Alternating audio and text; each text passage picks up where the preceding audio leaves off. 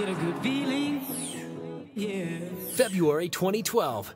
The Portland Public Schools created a symposium with participation from educators, community and design leaders, all collaborating to envision the future for all learning environments.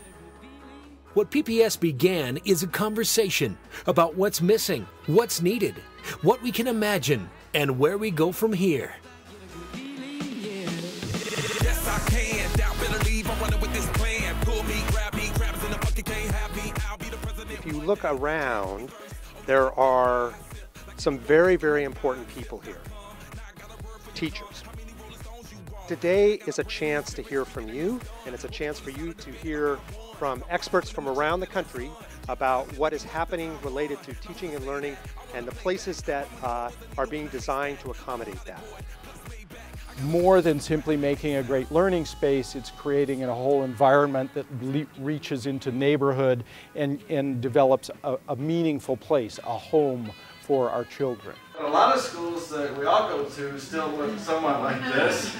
And you can imagine, like 30 seconds before this picture was taken, the teacher says, "Okay, kids, take out a pencil because we're about to write something." I think this is a very good conversation for all of us to have. How important it is that humans are moving, particularly the adolescents. If you are sitting on rigid chairs the entire day, there is no stimulation concerning those sensors.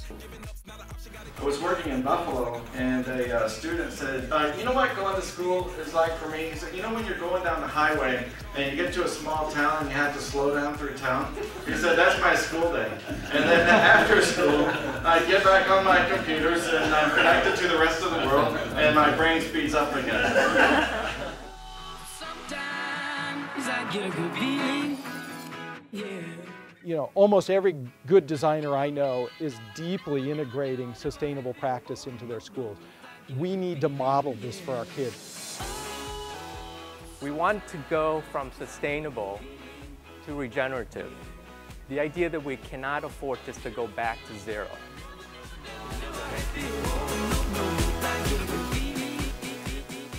By the way, you have a lot of information while you are exposed to a room, but only those are achieving your brain, your conscious, which are important for your actual doing.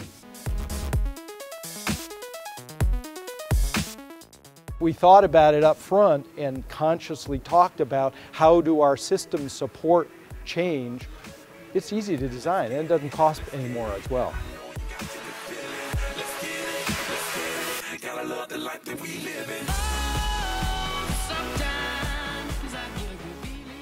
And I think we have to stop thinking about everything as an object when we design and design the entire ecology, because we understand that everything now has a link to each other.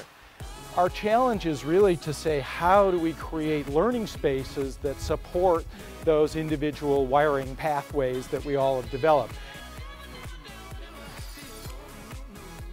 And we hear education is broken.